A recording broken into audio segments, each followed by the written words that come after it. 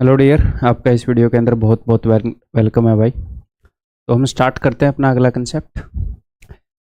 अभी जो हम कर रहे हैं वो कंसेप्ट कौन से हैं? वो सिमिलरिटी के वो वाले कंसेप्ट हैं जो कि रेयरली पूछे जाते हैं, लेकिन पूछे जाते हैं। ठीक है, तो अभी जो मैं आपको क्वेश्चन करवाऊंगा इनमें कई क्वेश्चन ईजी होंगे और कई क्वेश्चन हो सकता है थोड़े से आपको डिफ़िकल्ट लगें, आपको अनकंफर्टेबल करने वाले लगें, तो वो सबके लिए वैसे ही हैं। ठीक है, अननेसेसरीली ये मत सोचना कि आपके साथ ही ऐसा हो रहा है। स्टार्ट करते हैं। Common tangents. टेंजेंट क्या होता है? टेंजेंट होता है कि किसी भी सर्कल को किसी भी पॉइंट से अगर आप एक लाइन खींच रहे हो और वो उसको टच करके निकल जाती है, उसको टेंजेंट बोलते हैं। स्पर्श रेखा, वो उसको स्पर्श करके चली गई। ठीक है, तो सेंटर से अगर इस पॉइंट ऑफ कांटेक्ट जहां पर टेंजेंट ने टच किया है, अगर मैं एक लाइन खींच दूंगा सर्कल के सेंटर से, तो ये हमेशा इसके परपेंडिकुलर होगी। ठीक है, और एक और बात, एक पॉइंट से खींचे गए दो टेंजेंट एक सर्कल पे इक्वल होते हैं। हमने प्रूव भी किया था कॉन्ग्रुएंस से, अगर आपको ध्यान हो। ठीक है, जस्ट फॉर द अंडरस्टैंडिंग, जब हम प्रूव कर रहे थे तो हमने प्रूव भी किया था। ठीक है, तो यहाँ पर मैं क्या कहना चाह रहा हूँ? यहाँ पर मैं ये कहना चाह रहा हूँ कि जब भी हमारे पास दो सर्कल होते हैं, दो तरह के टेंजेंट होते हैं। एक तो होते हैं डायरेक्ट टेंजेंट, यानी कि दोनों सर्कल को ऐसे टच कर रहे हो। एक होते हैं ट्रांसवर्स टेंजेंट, यानी कि दोनों सर्कल को ऐसे टच कर रहे हैं। टेंजेंट चाहे किसी भी टाइप का हो, इनको हिंदी में क्या बोलते हैं सर? जब हम सर्कल करेंगे तो मैं आपको बताऊंगा सर्कल। ठीक है,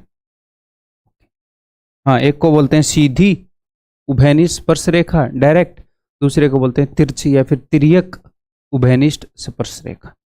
ठीक है, तो चाहे कैसे भी टेंजेंट्स हों, अगर दो सर्कल का एक कॉमन टेंजेंट होगा, चाहे सर्कल एक दूसरे को टच कर रहे हो नहीं कर रहे हो, चाहे कोई भी कंडीशन हो, अगर दो सर्कल का एक कॉमन टेंजेंट हुआ तो वहां पर सिमिलर ट्रायंगल के क्वेश्चन कई बार आते हैं। कैसे कैसे सिमिलर ट्रायंगल क्रिएट होती है मैं आपको बताता हूं। देखो, एक तो एग्जामिनर क्या करता है, दोनों सर्कल के सेंटर से ज्वाइन होती लाइन को मिला देता है। ठीक है, तो यहां पर जो ट्रायंगल बनी है ए बी सी और ए डी ई, देखो यहां से परपेंडिकुलर होएगा। जी हाँ सर। यहां से परपेंडिकुलर होएगा। जी हाँ सर। तो प्रूव करो कि triangle A B C is similar to triangle A D E. सोचो आप कैसे होएगा। बहुत ही सिंपल सी बात है। छोटे वाले ट्रायंगल और बड़ी वाले ट्रायंगल में ये एक 90 डिग्री का एंगल है और एक एंगल है जो कि कॉमन है दोनों ट्रायंगल में, तो हो गई सिमिलर। तो ये सिमिलर है। ठीक है सर, अगर ये सिमिलर हो गई तो छोटे वाली ट्रायंगल की साइड बटे में बड़े वाले की ट्रायंगल की साइड इज इक्वल टू छोटे वाले की साइड बटे में बड़े वाले की साइड इज इक्वल टू छोटे वाले की साइड ए बी बटे में ए डी। जो भी सिमिलर ट्रायंगल्स में होता है वो सब कुछ होता है। ठीक, वो सब कुछ यहाँ पर भी ट्रू होएगा। ठीक है भाई, एक और तरीके से यहाँ पर बन सकती है बात। कैसे? इसको मैं ऐसे कर देता हूँ, डायरेक्ट कॉमन टेंजेंट को, फिर अगले पेज पर मैं दूसरा बता दूंगा, है ना? चलो ठीक है। मान लो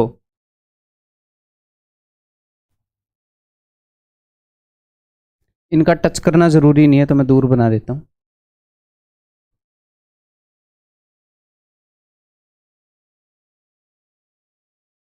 अगर आप दोनों कॉमन टेंजेंट्स को भी ले लोगे तो भी जो ट्रायंगल्स बनेंगी A B C and A D E, ये दोनों भी सिमिलर होंगी। यहां पर ये सिमिलर हुई थी एंगल एंगल रूल से। एंगल एंगल रूल यानी कि दो एंगल इक्वल निकला है दो ट्रायंगल के, तो तीसरा तो इक्वल होएगा ही। ठीक है, यहां पर देखते हैं भैया, ट्रायंगल ए बी सी और ए डी ई, बताओ ये क्यों है सिमिलर? मतलब मैं ये बोल रहा हूँ कॉमन टेंजेंट हो गया ना, तो चाहे तो वो वाली लाइन ले लो जो सेंटर से पास हो रही है दोनों ट्रायंगल के, या दोनों कॉमन टेंजेंट ही ले लो, तो भी ये सिमिलर होएगी। और चाहे कैसे भी टेंजेंट हो, डायरेक्ट टेंजेंट हो, ट्रांसवर्स टेंजेंट हो, कैसे भी टेंजेंट हो, उसको भी प्रूव करेंगे हम। बताओ कैसे? तो देखो, A B is equal to A C, इतना जानते हो। क्यों सर? एक पॉइंट से खींचे गए टेंजेंट किसी भी सर्कल के ऊपर इक्वल होते हैं। जी हाँ सर। ठीक, and A D is equal to A E. क्यों सर? वही सेम, एक पॉइंट से बड़े सर्कल को जो टेंजेंट खींचे हैं ए डी एंड ए ई, वही बराबर होंगे। जी हाँ सर। तो दो आइसोस्केलस ट्रायंगल हो गई और इन दोनों ट्रायंगल का ये वाला एंगल कॉमन है, दोनों में सेम है। तो देखो अगर दो आइसोस्केलस ट्रायंगल हैं उनका सिमिलर होना जरूरी नहीं है, क्योंकि एक तो ऐसी हो सकती है, एक ऐसी जैसे सिर में मुक्का मार रखा हो ऐसी हो सकती है, एक ऐसी हो सकती है कि पिचका रखा है, ऐसे कैसी भी हो सकती है आइसोस्केलस ट्रायंगल।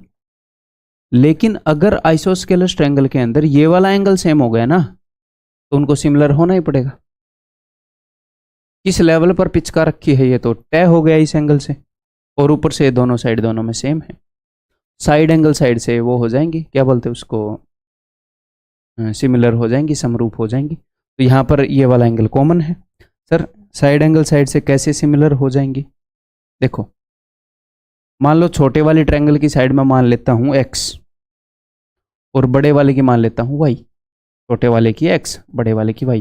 तो यहाँ पर होएगा x बाई y, यहाँ पर भी x बाई y। तो दो कोरस्पॉन्डिंग साइड का रेशियो सेम है। हाँ जी सर, x बाई y है, और एक एंगल इंक्लूडेड एंगल इक्वल है। एस ए एस से ये सिमिलर हो जाएंगी, यानी कि ट्रायंगल ए बी सी। अब इसको आप कैसे भी लिख लो, ए बी सी लिख लो, फिर उसके बाद ए डी ई लिख लो, ए ई डी लिख लो, क्योंकि आइसोस्केलस है। कैसे? एस ए एस से। ठीक है। तो आगे से जब भी कॉमन टेंजेंट होएगा हम ऐसे प्रूव करने में टाइम नहीं लगाएंगे, बार बार आते हैं ये क्वेश्चन। ठीक है, बार बार आते हैं का मतलब बहुत ज़्यादा रिपीट नहीं होते हैं, बट कई बार आए हैं। ठीक, ये नहीं है कि हर शिफ्ट में आएगा ही। इससे पहले जो मैं करवा रहा था वो ये मान लो हर शिफ्ट में आएगा ही है? उन जितने फ्रीक्वेंट नहीं है ये। क्लियर है? तो आगे से हम प्रूव नहीं करेंगे। ठीक है जी। तो ये तो हो गया डायरेक्ट कॉमन टेंजेंट का भैया, सीधी उभयनिष्ठ स्पर्शरेखा। अब ट्रांसवर्स का बता देता हूँ। मान लो दो सर्कल हैं और मैं क्या बता दूं, मैं कौन होता हूं बताने वाला, तुम लोग प्रूव करो। A B. तो सबसे पहले तो हम बनाएंगे इनके सेंटर्स को ज्वाइन करके, जो लाइन है उसको ज्वाइन करेंगे। उसमें भी ऐसे ही किया था, सेंटर्स को ज्वाइन करके जो लाइन बन रही है उसको ज्वाइन किया और ट्रायंगल बना देते हैं। Let this B D and E, ये बना दी भाई।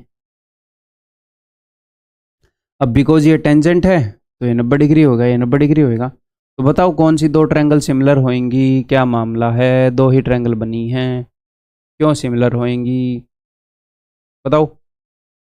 इन दोनों ट्रायंगल के अंदर ये वाला एंगल क्या है सर? 90 डिग्री का है। ओके जी। और एक और बात बताओ, दो तरीके से देख सकते हो, ये वाला एंगल और ये वाला एंगल क्या है सर? इक्वल है। तो दो एंगल के इक्वल हो गए, एंगल एंगल रूल से हो गई। या फिर ऐसे मानो, ये जो लाइन है ए बी, ये जो लाइन है ए बी, इस लाइन के पैरेलल है ये, इस ए बी के परपेंडिकुलर ये वाली लाइन है, इस ए बी के परपेंडिकुलर ये वाली लाइन है, तो दोनों पैरेलल होगी, तो ये तो डमरू बन गया। तो डमरू वाला फिगर समझ लो इसको। तो triangle A D O is similar to, देखो ए डी ओ किया मैंने, 90 वाला खाली वाला और ये 90 वाला खाली वाला और ये सिमिलर टू बी ई ओ। ठीक है, सिमिलर टू बी ई ओ। कैसे? एंगल एंगल रूल बोल लेते हैं। यहां पर भी एंगल एंगल रूल बोलने के बजाय आप ऐसे सोच सकते थे कि भैया सेम लाइन के परपेंडिकुलर हैं तो दोनों आपस में पैरेलल होंगी, बेस के पैरेलल लाइन खींच दी तो सिमिलर होना ही है। ठीक है, तो इसी तरीके से ये वाला प्रूव हो रहा है और उसी तरीके से दूसरे वाला प्रूव होएगा, वो अब आप खुद करोगे। अपनी नोटबुक पर प्रूव करो, मैं डायग्राम बना दूंगा उसके बाद। वह ट्रांसवर्स कॉमन टेंजेंट बनाना है, दो बनाने हैं और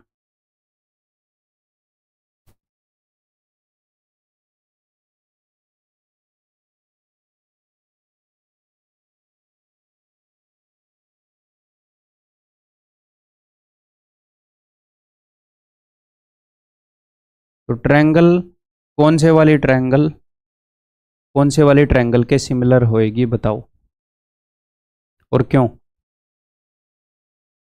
काहे? देखो ये मत बोल देना A B is parallel to C D, किसने बोला A B is parallel to C D? ठीक है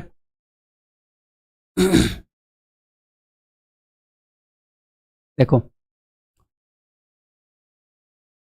ओ A is equal to O B isosceles हो गई। क्यों सर? क्योंकि सेम पॉइंट से किसी सर्कल के ऊपर टेंजेंट खींचे गए। ठीक है जी। O C is equal to O D, क्यों? क्योंकि सेम पॉइंट से किसी सर्कल के ऊपर टेंजेंट खींचे गए। ठीक है। अब ये वाला एंगल दोनों आइसोस्केलस ट्रायंगल होगी। हाँ जी सर, ये वाला एंगल और ये वाला एंगल इक्वल है। क्यों सर? वर्टिकली ऑपोजिट एंगल, शीर्षाभिमुख कोण। तो मैंने क्या बताया था, अगर दो आइसोस्केलस ट्रायंगल है और उनका ये कोरस्पॉन्डिंग एंगल इक्वल हो गया, कोई भी कोरस्पॉन्डिंग एंगल, ये बीच वाला ही जरूरी नहीं है, साइडों के बीच वाला, ये वाला भी हो गया, क्योंकि ये वाला इक्वल हो गया तो फिर इसके इक्वल ये वाला होना पड़ेगा, फिर ये वाला भी हो जाएगा। तो अगर आइसोस्केलस ट्रायंगल हैं दो और उनका कोरस्पॉन्डिंग एंगल, या तो उनके अनइक्वल एंगल इक्वल हो जाए, एक का अनइक्वल एंगल और दूसरे का अनइक्वल एंगल, भैया दो तो इक्वल एंगल होते हैं और एक अनइक्वल एंगल होता है आइसोस्केलस में, दो एंगल एक दूसरे के बराबर होते हैं। या तो जो इक्वल एंगल है और दूसरी ट्रायंगल का इक्वल एंगल है वो बराबर हो जाए तो भी सिमिलर, या जो अनइक्वल वाले एंगल हैं वो इक्वल हो जाए तो भी सिमिलर। तो ये दोनों सिमिलर हो गई। Triangle A O B is similar to A O B, बीच में ओ लिया है, सी ओ डी ले लो या डी ओ सी, फर्क नहीं पड़ता। ठीक है, ऐसे ऐसे रूल बोल देता हूँ। ठीक है, तो आगे से कभी भी टेंजेंट, डायरेक्ट टेंजेंट हो, कैसे भी इंटरसेक्ट कर रहे हो, या तो उस लाइन के साथ इंटरसेक्ट कर रहे हो जो सेंटर्स को जोड़ रही है, या सिर्फ दो टेंजेंट हो उन्होंने ऐसे ट्रायंगल बना रखी हो, या ट्रांसवर्स टेंजेंट हो उन्होंने भी ऐसे ट्रायंगल बना रखे हो, तो हमें प्रूव करने की जरूरत नहीं है जी, वो सिमिलर हैं, वो सिमिलर हैं। अब क्वेश्चन करें, ये लो।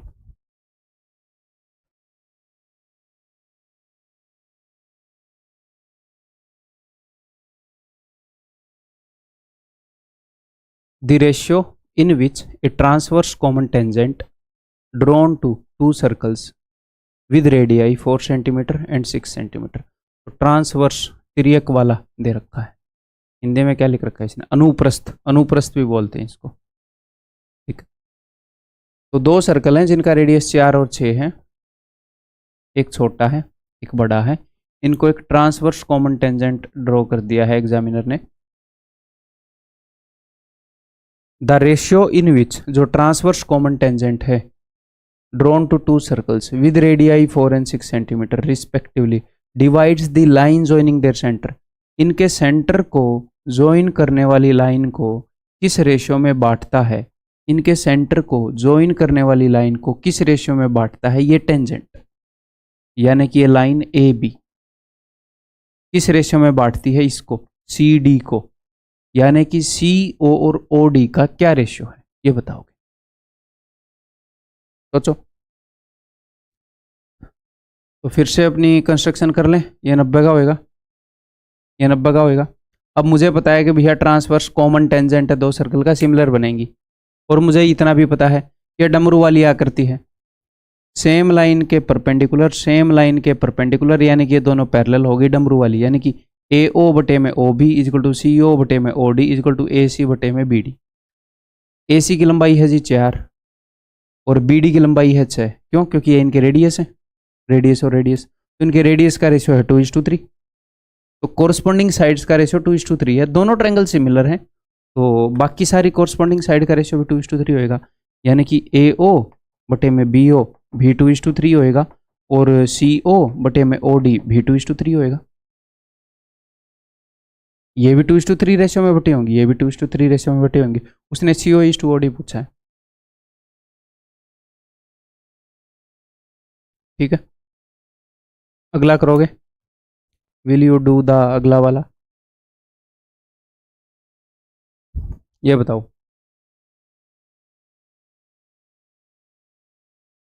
इन the given figure the circle with centre O has radius 10 centimetre, तो इसका रेडियस भाई 10 सेंटीमीटर है।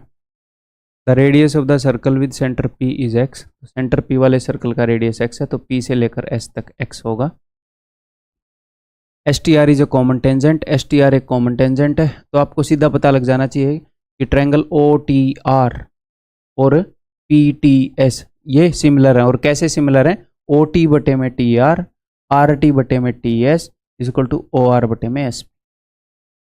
उसने बोल रखा है कि आर टी की वैल्यू 16 है और टी एस की वैल्यू 24 है। ठीक है भाई, एक्स की वैल्यू बताओ। तो एक कोरस्पॉन्डिंग साइड से आप बोलोगे जी हाँ कोरस्पॉन्डिंग साइड है। किस रेशियो में है?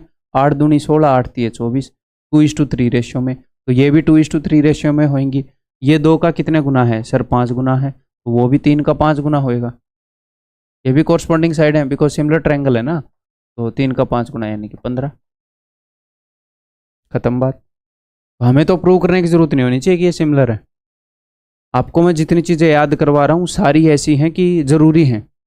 तो जो मैं याद करने के लिए बोल रहा हूँ वो याद करनी पड़ेंगी, पेपर क्लियर करना है तो। आगे बढ़ जाऊं।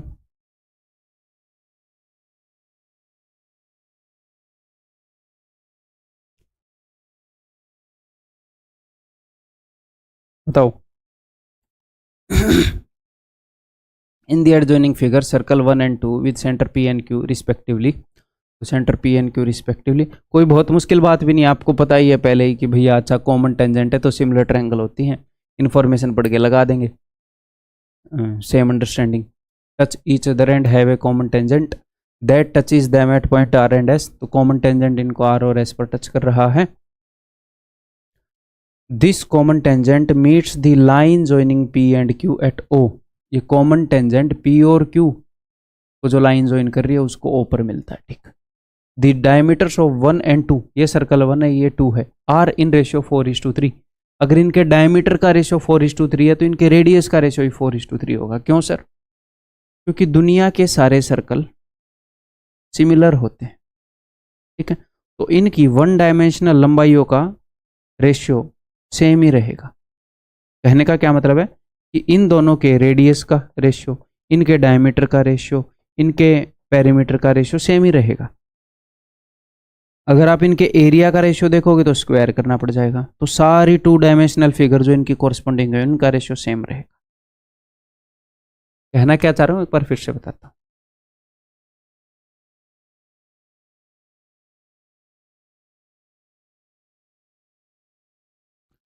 जो डायमीटर हो क्या होता है, मान लो इसका रेडियस r1 है तो 2r1 बटे में 2r2, तो उसका रेशियो है 4:3। तो r1 बटे r2 है क्या हो जाएगा 4:3। अगर एक सर्कल का डायमीटर डबल है दूसरे वाले से तो उसका रेडियस भी तो डबल होएगा। तो जो डायमीटर्स का रेशियो वही रेडियस का रेशियो होगा।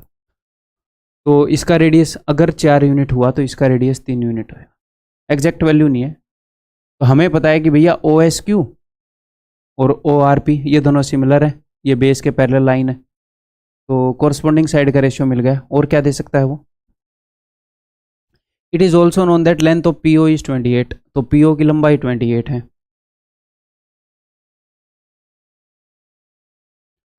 The ratio of length of P Q to that of Q O. तो P Q to that of Q O इनकी लंबाई का रेशियो निकालना है। क्या निकालना है? सिर्फ रेशियो, लंबाई या नहीं निकालनी। तो इस 28 की जरूरत भी नहीं है हमें। बताओ कैसे करोगे। देखो छोटी ट्रायंगल की साइड 3 है तो बड़ी ट्रायंगल की साइड 4 है। अगर छोटी ट्रायंगल की साइड 3 है तो बड़ी ट्रायंगल की साइड 4 है। ये पूरा 4 है, ये 3 है, तो ये क्या हो जाएगा? ये 1 हो जाएगा। P Q is to Q O 1:3। अगला क्वेश्चन करोगे। आगे बढ़ रहा हूं।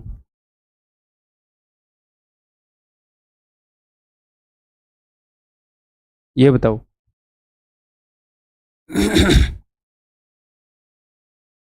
इन the adjoining figure circle 1 and 2 with centre P and Q. सारी सेम कहानी है, सेम क्वेश्चन, उसी का अगला पार्ट है। It is also known that length of P O is 28। अच्छा ठीक है, यहां तक सब कुछ सेम है। The length of S O, तो एस ओ की लंबाई बताओ। अब की बार उसने एक्चुअल लंबाई पूछी है, पिछली बार उसने सिर्फ रेशियो पूछा था। तो उसी अंडरस्टैंडिंग से चलते हैं। मान लो ये 4 है, ये 3 है। छोटी ट्रायंगल की लंबाई 3 तो बड़ी की 4, छोटी की 3 तो बड़ी की 4, तो ये 1। यहाँ तक हम आ गए थे। बट अब की बार उसने ये पूछा है, कैसे करेंगे बताओ, सोचो। अब की बार उसने रियल लंबाई पूछी है, रेशियो नहीं पूछा, और एक रियल लंबाई बता दी है। तो मैं ये करूंगा, हिंट दे देता हूं। ये 4x है तो फिर ये भी 4x होएगा, क्योंकि ये भी रेडियस है इसी सर्कल का, ये भी। तो ये मैंने 3x मान लिया। सर x क्यों मान लिया? क्योंकि यार ये रियल लंबाई एक 28 आ गई, तो ये ना हो कि ये वाली वैल्यू और ये वाली वैल्यू आप मिक्स कर दो। तो ये 3x मान लिया, ये 3x मान लिया, ये रेशो वाला 3 है, ये रियल वाला 28 है, तो मिक्स नहीं कर सकते ना इनको, तो ये 3x हो गया। जी हाँ सर। तो देखते हैं इस एस ओ की लंबाई कितनी होगी। ठीक है, तो क्या करें बताओ, क्या कर सकते हैं? वही चीज़ यूज़ करोगे, सिमिलरिटी। बताओ, देखो, छोटी ट्रायंगल की साइड बटे में बड़ी ट्रायंगल की साइड, यानी कि एस क्यू बटे में R P is equal to छोटी ट्रायंगल की साइड यानी कि ओ क्यू। या फिर एक और काम कर सकते थे हम यहाँ पर, एक्स बिना माने भी कर सकते थे। मैं रियल वैल्यू से डील ही नहीं करूँगा, रियल वैल्यू से एंड में डील करूँगा मैं। ठीक है, एक्स का झंझट भी छोड़ दो, ये 4 यूनिट है, ये 4 यूनिट है, बस ये वाला 4 और ये वाला 28 सेम चीज़ नहीं है ना, पहले इसको डील नहीं करेंगे। ये 3 है, ये 3 है, ये 3 है, तो अगर मैं इसको z मान लूँ तो मैंने यहाँ से यहाँ तक x मान लिया। ठीक है, क्लियर है? सर आपने यहाँ से यहाँ तक ये x क्यों माना? मतलब मेरी बात को समझने की कोशिश करना, मैं यहीं पर क्यों मान रहा हूँ, यहाँ पर ऊपर क्यों नहीं मानना? देखो, मुझे चाहिए छोटी ट्रायंगल की साइड बटे में बड़ी ट्रायंगल की साइड, फिर ऊपर छोटी ट्रायंगल की साइड बटे में बड़ी ट्रायंगल की साइड। तो भैया या तो छोटे वाले की पता हो या बड़े वाले की पता होता कि मैं वहां पर लगाऊं, यहाँ तो कुछ पता ही नहीं है। यहाँ पर कुछ हिस्सा मुझे पता है, ये 4 है, ये 3 है, तो यहाँ पर मैं इसको x मान लूँ तो मुझे सब पता हो जाएगा, तो मुझे सब पता हो जाएगा ना। इसीलिए यहाँ पर मैं लगा रहा हूँ कि O Q upon O P, छोटी ट्रायंगल की साइड बटे में बड़ी ट्रायंगल की साइड, ये कर रहा हूं मैं। ठीक है जी, आपको एग्जाम में ऐसे लिखने की जरूरत नहीं है। तो छोटी ट्रायंगल की साइड है x+3, अच्छा एस क्यू लिख लेते हैं पहले, 3/4 इक्वल टू छोटी ट्रायंगल की साइड x+3 बटे में बड़ी ट्रायंगल की साइड, देखो 3 और 3 6 और 4 10, x+10। अब आपके पास दो ऑप्शन है, या तो इनको क्रॉस मल्टीप्लाई कर लो, या एक और तरीके से सोल्व कर सकते हो। कैसे बताओ? कई बार क्या होता है, इन दोनों फिगर्स का सम या डिफरेंस कांस्टेंट होता है। देखो, इनका सम करोगे तो आएगा 2x+13, वो कांस्टेंट नहीं है, x है उसमें। क्या इनका डिफरेंस क्या है? सर इनका डिफरेंस तो 7 है, एक चीज़ x से 3 बड़ी है, एक x से 10 बड़ी है, इनका डिफरेंस 7 है। तो यहाँ पर डिफरेंस कितना है? सर यहाँ पर डिफरेंस 1 है। तो इस डिफरेंस को या तो इन दोनों का सम और इन दोनों का सम सेम कर दो, या इनका डिफरेंस सेम कर दो। तो डिफरेंस कैसे सेम करूँ? 7 गुना कर दो और एक चीज़ को, 7 × 21, 7 चौके 28, तो डिफरेंस भी 7 हो गया, 7 एकम 7। अब मैं डायरेक्टली इनको कंपेयर कर सकता हूँ। x+10 = 28, तो x की वैल्यू क्या हो जाएगी फिर? 18। ऊपर से भी वही आनी है, देखो 18 और 3 21, तो मुझे क्रॉस मल्टीप्लाई करना नहीं पड़ा। ठीक है, कई जगह ऐसी सिचुएशन आएगी, हम बार बार ये यूज़ करेंगे। ठीक है, तो x की वैल्यू 18 होगी भैया, तो ये जो x की वैल्यू 18 हुई है, मैंने अभी तक रियल वैल्यू का यूज़ नहीं किया है, मैं सिर्फ रेशियो वाली वैल्यूज पर चल रहा हूं। तो ये रेशियो के अंदर 18 है। अब मैं देखूंगा कि रेशियो के अंदर ये पूरा कितना है। 4 और 3 7 और 3 10 और 8 18, तो जो चीज रेशियो में 18 है वो रियल में भी 18 ही है। सॉरी, 4 और 3 7 और 3 10 और 18 28, जो चीज रेशियो में 28 है वो रियल में भी 28 है, यानी कि रेशियो वाली वैल्यूज और रियल वाली वैल्यूज सेम है। सर अगर सेम नहीं होती तो, अगर रियल वाली वैल्यू 56 होती तो रेशियो वाली हर एक वैल्यू को मैं डबल कर देता कि रियल वैल्यू रेशियो की क्या बोलते हैं, डबल है। यहाँ पर तो एक ही गुणा है, मतलब कि सेम ही है, तो ठीक है भैया। लेंथ ऑफ एस ओ, तो सर एस ओ की लंबाई कैसे निकालोगे? एक्स की वैल्यू मिल गई 18, अब लगा दो पाइथागोरस थ्योरम। ये राइट एंगल ट्रायंगल है, लगाओ। कैसे लगाओगे? अब 3 और 21 पर मत लगाना,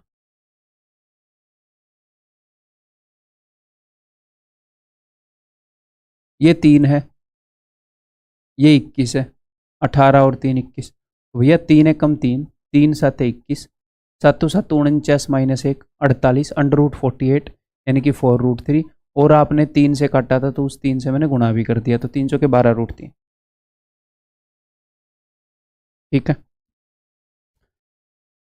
क्लियर है भाई? एक बार इसको दिमाग में बैठा लो। मैंने यहाँ पर किया क्या है, मैंने कुछ नहीं किया। देखो ये तो मैंने क्या बोला था, आप एग्जाम में लिखोगे भी नहीं, डायरेक्टली ये लिखोगे, इसके बाद एक्स की वैल्यू मिल जाएगी और ये निकाल लोगे। दो स्टेप का क्वेश्चन है ये, बट पहली बार अनकंफर्टेबल कर सकता है, but I can guarantee you ये बहुत ईजी क्वेश्चन है आपके लिए, आगे आगे ईजी हो जाएगा। फिर से बताता हूँ, देखो छोटी ट्रायंगल और बड़ी ट्रायंगल की साइड्स कोरस्पॉन्डिंग साइड का रेशियो हमें पता था, ये ट्रायंगल सिमिलर है हमें पता है, तो बस हमने वही किया, 3/4 इजिकल टू इसको x मान लिया, x प्लस 3 बटे में ये बड़ी ट्रायंगल की साइड, x की वैल्यू निकाल ली, इसकी वैल्यू आ गई तो पाइथागोरस लगा के इसकी वैल्यू निकाल ली और फिर रियल वैल्यू से कंपेयर कर डाला। ठीक है, क्लियर है? आगे बढ़ जाऊं?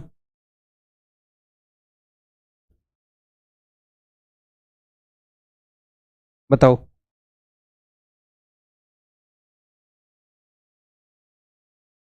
In the given figure, B and C are the centers of two circles. AD is the common tangent, AD common tangent है। If the ratio of radius of both the circles, इनके radius का ratio तो आपको पता ही है, ये radius 3 है तो ये वाला रेडियस 5 है। आपको पता होना चाहिए कि ये वाली और ये वाली सिमिलर ट्रायंगल है। अच्छा जी, तो छोटी ट्रायंगल और बड़ी ट्रायंगल की कॉरस्पॉन्डिंग साइड का रेशियो आ गया। अब कोई एक साइड दे देगा एक ट्रायंगल की और दूसरे की मिसिंग मिलेगी, और क्या ही करेगा एग्जामिनर? AC इज 40, तो इससे डरना मत कि AC की लंबाई 40 दे दी, हम फिलहाल इसको एंटरटेन ही नहीं करेंगे, बाद में देखेंगे। पूछा क्या उसने? DE उसने पूछ लिया है कि इस DE की लंबाई क्या है। ठीक है, तो हम यहीं से स्टार्ट करते हैं। फिर कैसे स्टार्ट करो, पिछले क्वेश्चन पर जाता हूँ। इनके जो रेडियस हैं उनकी वैल्यूज मैंने लिखनी स्टार्ट करी थी और कुछ नहीं किया था। लिखो, मैं चाहता हूँ आप खुद करें क्वेश्चन, मेरे से हिंट लेके कर लो चाहे। तो ये 5 है, ये भी 5 होगा, रेडियस है भैया। ये 3 है तो ये भी 3 यूनिट होगा, फिर ये भी 3 यूनिट होगा, इसको मैंने मान लिया Z।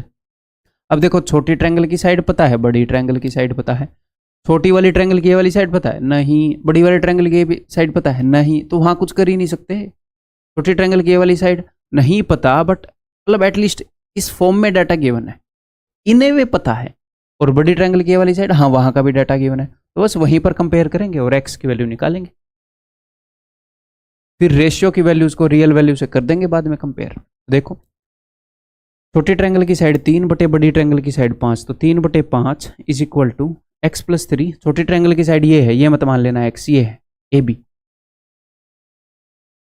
बटे में 5 और 3 8 और 3 11, x प्लस 11। इनके बीच में फर्क कितना है? फर्क है भाई 8 का। इनके बीच में फर्क कितना है सर? 2 का। 4 गुना करो, 4 3 12, 4 5 20, 4 दूनी 8, ताकि फर्क 8 का हो जाए। देखो तो x प्लस 3 की वैल्यू 12 है, इसका मतलब x की वैल्यू क्या हो गई सर? 9। 9 और 3 12, 9 और 11 20, कहीं से भी कंपेयर करके निकाल लो। ठीक है भाई, निकाल ली, x की वैल्यू 9 हो गई। ओके, अब आप कुछ भी निकाल सकते हो बट रेशियो के टर्म में। उसने बोला AD निकालो, तो आप निकाल दोगे कि भैया ये नहीं है कि जूता निकाल के AD निकाल दो, ये वाली AD निकाल दो। ठीक है, ये आप निकाल दोगे कि ये वाली साइड 12 है, ये 3 है, लगा दो पाइथागोरस थ्योरम। उसने बोला सर DE निकाल दो, देखो अगर आप AD निकाल दोगे तो छोटे वाले ट्रायंगल की साइड आ गई, तो बड़ी वाले ट्रायंगल की साइड निकाल दोगे। ठीक है, लेकिन आगे जाकर हम पढ़ेंगे कि अगर दो सर्कल्स एक दूसरे को टच कर रहे हैं तो उनका जो कॉमन टेंजेंट है D और E ही मान लेते हैं।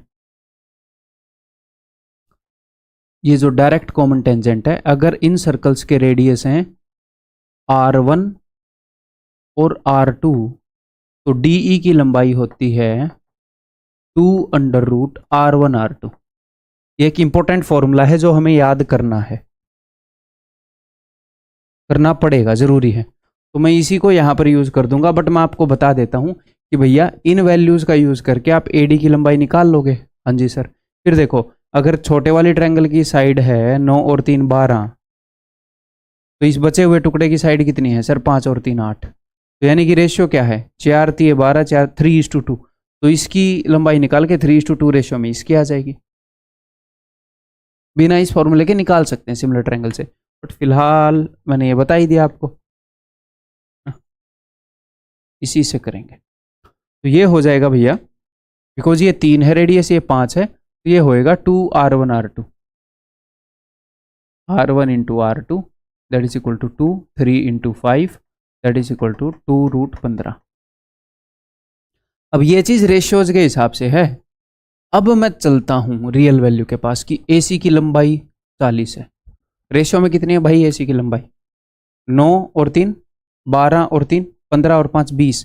तो रेशियो में जो 20 है, जो चीज रेशियो में 20 है वो चीज रियल में 40 है, 2 गुना है। ठीक है, तो जो चीज 2√15 है वो भी 2 गुना हो जाएगी, 4√15 हो जाएगी। ठीक है, ये वाला फॉर्मूला नहीं बताता, बट सिमिलरिटी से तो निकाल सकते थे, छोटी बटे में बड़ी करके। हाँ, तो निकालना चाहिए था इक्वेशन आपको। ये बहाना नहीं चलेगा इसमें कि हमें तो ये फॉर्मूला पता नहीं था पहले।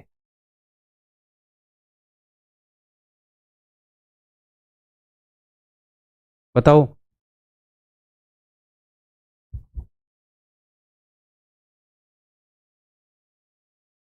इन the given figure PT PT is a common tangent to 3 circles. PT एक कॉमन टेंजेंट है। ठीक है भैया, ये देख लो PT जो है ये ABC पर टच कर रहा है। The radius of the small medium and large circle is 4। छोटे सर्कल का 4 है, मीडियम का 6 है, बड़े का 9 है रेडियस। O1 O2 O3 इनके सेंटर हैं। What is the value of PC? तो PC की लंबाई क्या होगी? तो बता देंगे हम PC की लंबाई क्या होगी, कोई दिक्कत नहीं है, उसी तरीके से चलेंगे। और देखो ये है जी 4, पेज सही कर लेते हैं। ये है भाई 4, ये है 6, ये है 9।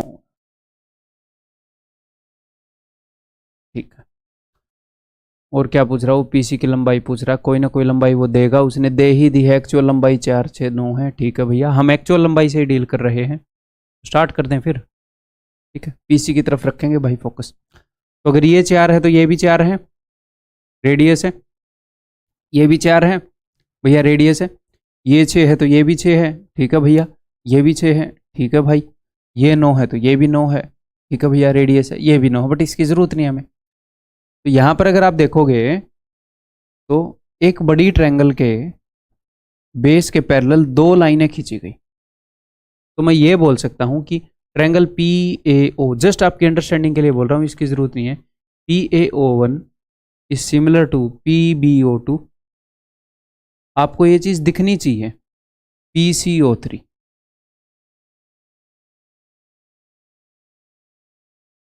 दिखनी चाहिए एज इन ये नहीं बोल रहा, आपकी आई साइट अच्छी होनी चाहिए, हाँ दिमाग में दिखनी चाहिए। इतनी अंडरस्टैंडिंग अब तक बन गई होगी, बहुत ही बेसिक है। ठीक है, क्लियर है भैया? तो ये तीनों ट्रायंगल सिमिलर हैं, हम इनको कैसे भी यूज़ कर सकते हैं। इन दोनों को यूज़ कर लो, इन दोनों को, इन दोनों को, वी विल सी। ठीक है, तो हम हमेशा क्या करते हैं ऐसे में कि भैया इस पॉइंट को मैं मान लूँ, अगर मैं इसकी लंबाई निकाल पाऊंगा तो देन फिर मैं कुछ भी निकाल सकता हूँ, बिकॉज ये लंबाई मेरे पास आ गई। फिर पाइथागोरस लगा के कुछ भी पूछ लो फिर हमसे। ठीक है, तो इसको मैंने मान लिया है जी x। तो छोटी ट्रायंगल की साइड यही करते हैं हम अब तक, छोटी की सर बटे में, अब बड़ी की कौन सी करूंगा? इसकी कर लो या इसकी कर लो, फर्क नहीं पड़ता। 4/6 करोगे तो छोटी बटे में बड़ी इसकी करोगे, या 4/9 करोगे तो छोटी 4 की फिर बटे में बड़ी इसकी करोगे, या फिर 6/9 कर लो फिर छोटी बटे में बड़ी। बट कैलकुलेशन तो हम नहीं करना चाह रहे, 4 और 6 को डील कर लेते हैं ना भैया। 4/6 छोटी ट्रायंगल की साइड बटे में बड़ी ट्रायंगल की side is equal to x+4 बटे में ये बड़ी ट्रायंगल की साइड, यानी कि 6 और 4 10 और 4 14, x+14। कितना फर्क है दोनों में सर? 10 का। ये रियल वैल्यूज हैं और इधर रेशियो है, ये इधर कितना फर्क है सर? सर 2 का। तो 5 गुना कर दो, 5 चौके 20, 5 से गुना कर रहा हूँ, 5 छक्के 30, तो देखो 5 दूनी 10। हालांकि इसको गुणा करने की जरूरत नहीं होती, बट मैं ये दिखाने के लिए करता हूँ, देखो मैंने फर्क सेम कर दिया।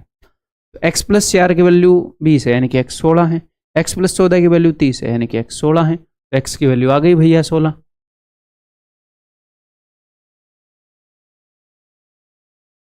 ठीक है, अब कोई मेरे से पी ए पूछ ले, लगाऊंगा पाइथागोरस से बता दूंगा। कोई पी बी पूछ ले, इस बड़ी ट्रायंगल में लगाऊंगा पाइथागोरस से बता दूंगा।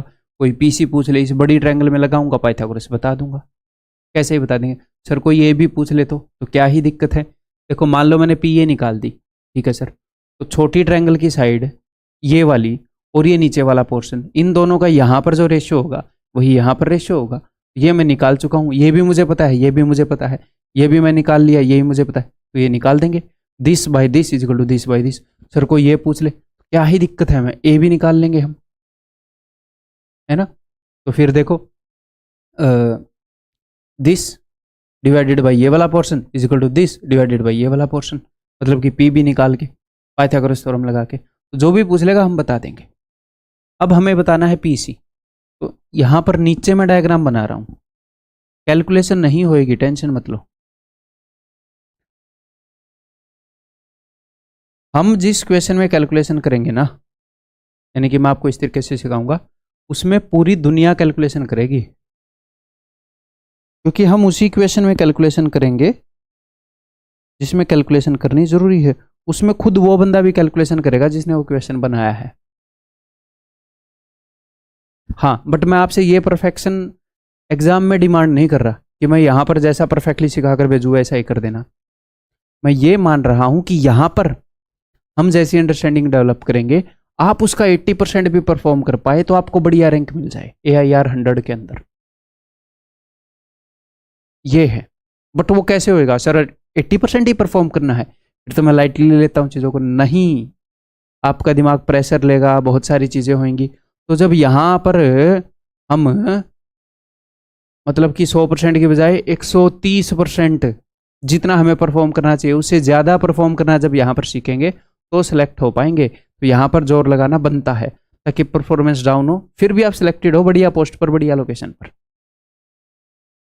ठीक है, चलो बस धीरे धीरे चलते रहो।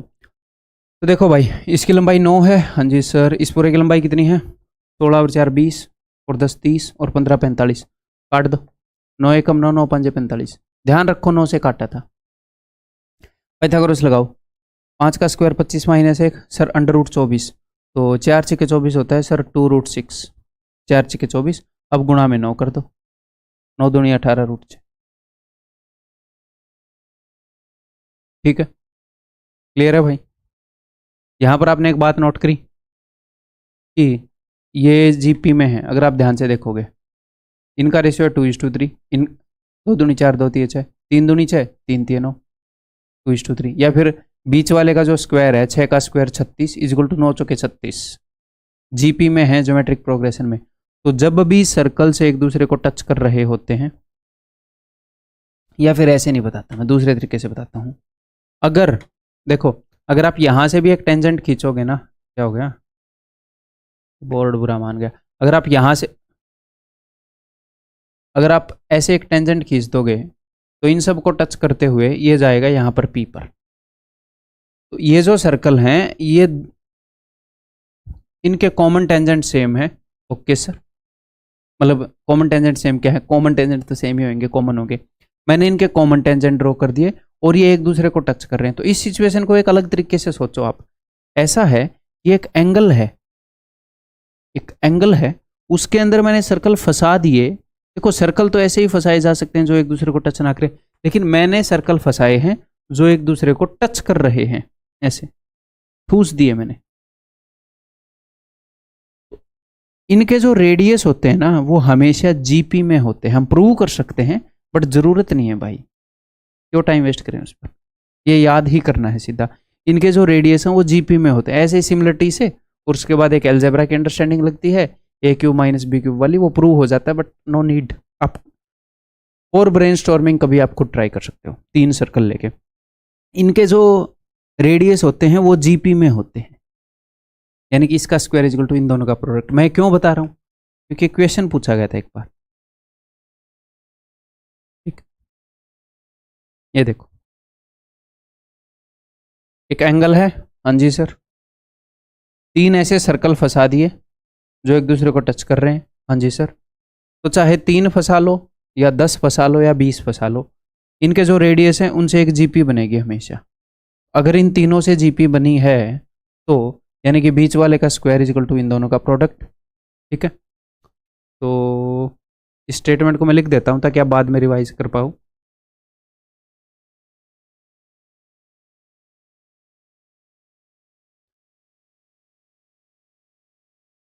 कुछ ऐसे बच्चे हैं भैया जिनको सिर्फ इंग्लिश समझ में आती है, मैं उनको बता देता हूँ। If there is an angle and in that we fix many circles such that they touch each other, then their radii are in GP, geometric progression. Whether there be 3 circles or 4 circles or 10 circles, the radii will be in GP if all the circles touch each other. ठीक है भैया, अगर किसी angle में circles एक दूसरे को touch करके बनाए जाएं या फंसाए जाएं, बनाए जाएं, तो उनके रेडियाई, रेडियाई प्लूरल होता है पता है ना हिंदी में, त्रिज्याएं जीपी ज्योमेट्रिक प्रोग्रेशन गुणोत्तर श्रेणी में होंगे। अगर ये गुणोत्तर श्रेणी में है तो इसका क्या मतलब है कि भैया R2 का square is equal to R1 into R3, यानी कि R2 इज इक्वल टू जो उसने पूछा है अंडर रूट R1 R3। तो सीधा एक रिजल्ट है जो याद होना चाहिए। प्रूव करने को कर सकते हैं बट उससे कुछ हासिल नहीं होगा हमें। आगे बढ़े, ये बता। अब एक बार वो क्वेश्चन पूछ लिया तो उससे रिलेवेंट कंसेप्ट को अच्छे से कर लेते हैं। देखो मैंने क्या किया, मैंने एक एंगल लिया और उसके अंदर 1 2 3 4 5 सर्कल फंसा दिए। ठीक है, अब हमें पता है एंगल में सर्कल फंसे हैं तो जो इनके रेडियस हैं वो जीपी में होंगे। आप बोलोगे जी हाँ, इससे पहले मैं आपको एपी जीपी पढ़ा चुका हूँ तो अंडरस्टैंडिंग होनी चाहिए। ठीक है जी।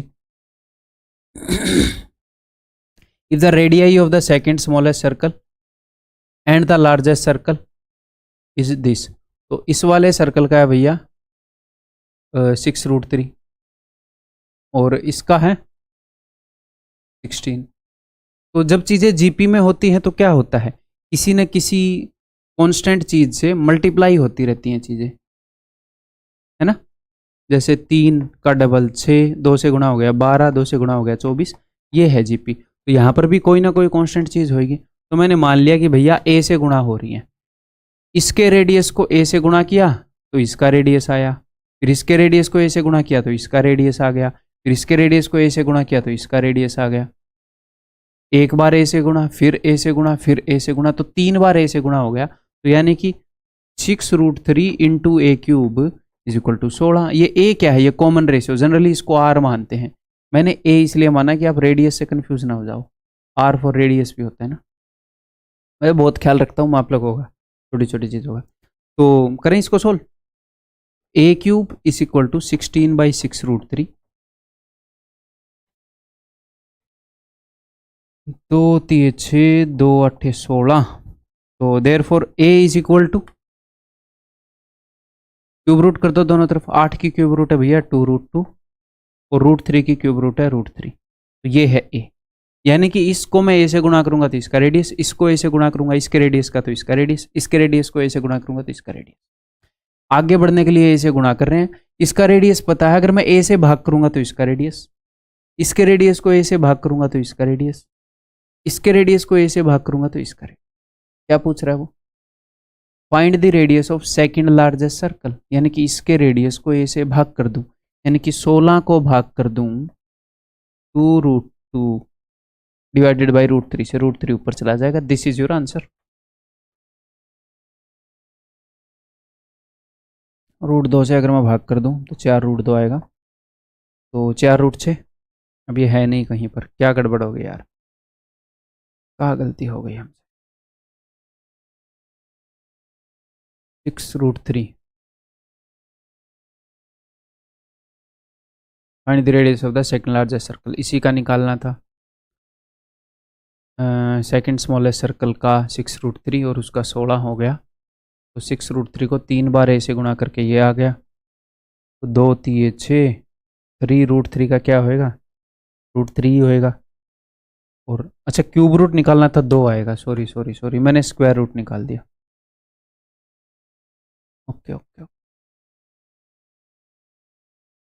तो 2/√3 बनेगा, तो 2 8 16, 8√3 इज द आंसर।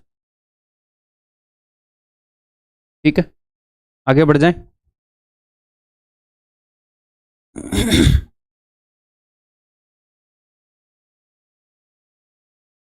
देखो बताओ,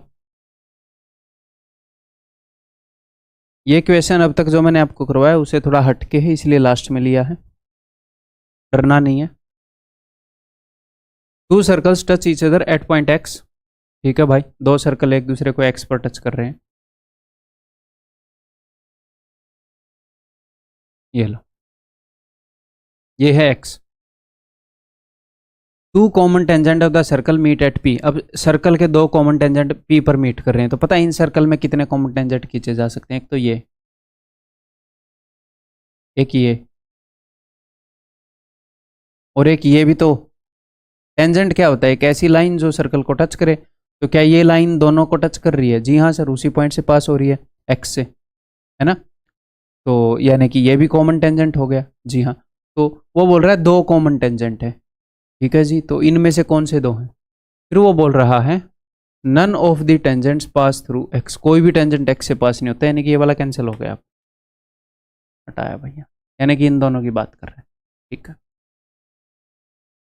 तो 2 common tangent of circle meet at P, ये वाला पॉइंट भैया पी पर है, और एक दूसरे को टच कर रहे हैं, ओके जी, एक्स पर।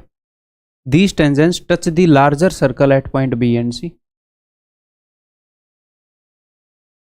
If the radius of the larger circle is 15, बड़े वाले सर्कल का जो रेडियस है दैट इज 15। ये लो, ये 90 डिग्री होएगा। नीचे भी बना सकते हो, किसी भी एक जगह बना लो। And C P is 20। अगर ये सी पी 20 है, मैंने अब तक डायग्राम ऊपर बनाया है ताकि आपको समझ में आ जाए, इसलिए ऊपर ही बना रहा हूँ। ठीक है भाई, तो ये पी बी भी 20 होएगा। क्यों सर? क्योंकि भैया एक पॉइंट से खींचे गए टेंजेंट किसी भी सर्कल पर, यानी कि बड़े वाले पर खींच रखा, पी बी और पी सी बराबर होते हैं। ये सिचुएशन सिमेट्रिकल होएगी, आपको इतना तो लग रहा होगा। ठीक है, then what is the radius of the smaller circle? तो इसकी लंबाई क्या है छोटे वाले सर्कल के रेडियस की? इसको हम क्या मान लें? ए मान लेता हूँ ना, ए इन्होंने ले ही नहीं रखा कहीं। ये लो, तो हमें लंबाई निकालनी है भैया, और ये एक्स से पास होएगा, ये जो लाइन है। अगर 2 सर्कल के सेंटर को ज्वाइन करने वाली लाइन मिलाते हो तो हमेशा जिस पॉइंट पर सर्कल एक दूसरे को टच कर रहे हैं उससे पास होगी। ठीक है, ध्यान रखना। तो let this be M and N. तो हमें निकालना है भैया ए एम, छोटे वाले सर्कल का रेडियस। अब आप करो, क्या पता है क्या नहीं पता, दोनों ट्रायंगल सिमिलर हैं ये तो आपको पता ही है। क्या क्या वैल्यू दे रखी है, दिमाग लड़ाओ। लड़ाओ दिमाग। एक ट्रायंगल की साइड दे दी पर दूसरे वाले की तो दी नहीं है। ये दोनों सिमिलर हैं तो पता चल गया P A M P B N. हाँ जी सर, छोटा बटे बड़ा करेंगे तो छोटा पता नहीं है, यहाँ पर भी छोटा नहीं पता, सिर्फ बड़ा पता है। कैसे करोगे बताओ? हिंट दे देता हूँ। अगर 2 ट्रायंगल सिमिलर हैं, मान लो ये वाली ट्रायंगल है और ये वाली ट्रायंगल है, अगर ये दोनों सिमिलर हैं तो इसकी साइड्स का रेशियो अगर है 6 7 एंड 8, अगर इसकी साइड है तो इसकी साइड्स भी 6 into something, 7 into something, 8 into something होंगी, यानी कि इनकी साइड्स का रेशियो सेम ही होएगा। इनकी साइड्स की लंबाइयों का जो रेशियो वो भी वही रेशियो इसकी साइड्स की लंबाइयों का होएगा। हिंट दे रहा हूँ। उस वाले तरीके से क्यों करेंगे? लेकिन क्योंकि उसने क्वेश्चन इस तरीके से बनाया, सिर्फ एक ट्रायंगल की जानकारी दे दी। देखो, अगर आप बड़ी वाली ट्रायंगल को देखोगे पी बी एन को,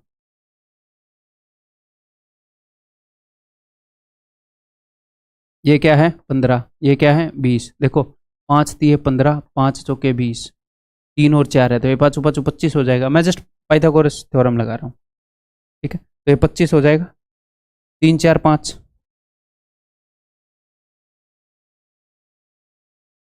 ये है 3 का 5 गुना, ये है 4 का 5 गुना, 3 4 5, ये होएगा 5 का 5 गुना। ठीक है सर, ये तो 25 हो गया। तो अगर इस बड़ी वाली ट्रायंगल, बिकॉज ये दोनों सिमिलर हैं, अगर इसकी साइड्स का रेशियो 3 4 5 तो इसकी साइड का रेशियो भी 3 4 5 होएगा। तो यानी कि अगर ये ए एम 3x है तो ये ए पी 4x होएगा, और ये पूरा ये वाला ये 5x होएगा। कैसे लिखें इसको 5x, ये पूरा 5x होएगा, ये लो 3 4 5 में इसकी साइड्स होंगी। तो अब कुछ कर सकते हो, what is the radius of the smaller circle. तो ऐसे क्वेश्चन में एक ये गड़बड़ होती है कि आप x की वैल्यू निकाल कर ढूंढते हो, एक आधी बार मेरे साथ भी हो जाता है कि x की वैल्यू निकाल कर हम ऑप्शन में ढूंढ रहे हैं। जब भी कोई चीज़ आपने ऐसे मान ली हो 3x 2x 2a+1 ऐसे मान ली गई हो क्वेश्चन के कारण, तो जब भी उत्तर को आप हमेशा टिक करते हो ना, x निकालते ही हमारी आदत है कि टिक कर दें। अननोन वेरिएबल, ह्यूमन नेचर ऐसा है, मिल गया जल्दी से टिक करके भाग जाऊं ऐसे। तो जब भी a b c d x y z निकालते हो तो एक बार ये देख लिया करो पूछा क्या था, x ही पूछा था या कुछ और पूछा था। करो अब, ठीक है भाई। देखो बता रहा हूँ, ये 5x है, 3x है, 4x है, हाँ जी सर। तो यहाँ से लेकर यहाँ तक ये क्या होगा सर, ये 3x है, ठीक है। यहाँ से लेकर यहाँ तक क्या होगा सर, ये 15 है, ठीक है। यहाँ से लेकर यहाँ तक क्या होगा, ये बता तो रखा मैंने, 25 है।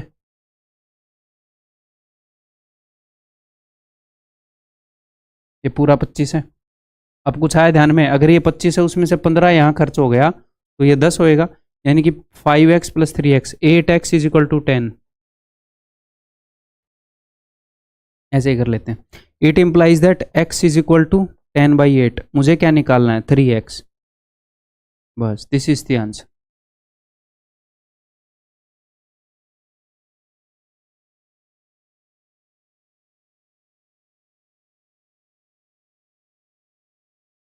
Option B. आगे बढ़ जाऊं, एक बार इसको दिमाग में बैठने दो, आराम से सोच लो, कोई दिक्कत नहीं है, कोई जल्दबाजी नहीं है, डरने की ज़रूरत नहीं है। आपके साथ और भी बहुत सारे स्टूडेंट होंगे, ऑलमोस्ट सारे होंगे जिन्होंने नहीं किया होगा, अगर फर्स्ट टाइम कोर्स कर रहे हैं तो वो, ये नहीं है कि अकेले आप फंस गए। आगे बढ़ जाऊं अब मैं, अभी ये क्वेश्चन भी आपको अनकंफर्टेबल करेगा, तो घबराने की बात नहीं है, सिर्फ सीख लो, सीखने का टाइम है अभी।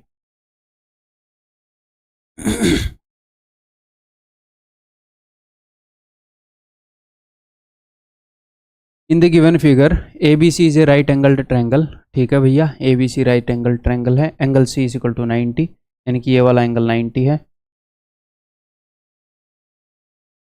कई बार अगर आपको किसी भी एंगल के अंदर अगर ऐसे बना हुआ मिल जाए एग्जाम में, तो ये एक रिप्रेजेंटेशन है एंगल को 90 बताने का। अगर ऐसे एक स्क्वायर बना हुआ मिल जाए तो, और एग्जामिनर बताए ना कि ये 90 है, तो मान लेना 90, ये रिप्रेजेंटेशन है। मैथमेटिकली 90 डिग्री वाले एंगल को, या फिर दो लाइनें परपेंडिकुलर उसको ऐसे डिब्बे से रिप्रेजेंट करते हैं, ठीक है। Angle A B C 60, angle A B C 60 है, तो ये वाला एंगल कितना हो जाएगा सर, 30 या 90 60 30, हाँ जी। तो यहीं पर एक हिंट दे दूँ, आप करो, मुझे नहीं पता, आप करो पहले। उम्मीद कर रहा हूँ कि ट्राई कर लिया होगा, मैं हिंट दे देता हूँ। ट्रायंगल के तीनों एंगल्स की तरफ देखो, 30 60 90। तो ये तो एक स्पेशल तरह की ट्रायंगल है ना, उससे कुछ मदद मिल सकती है।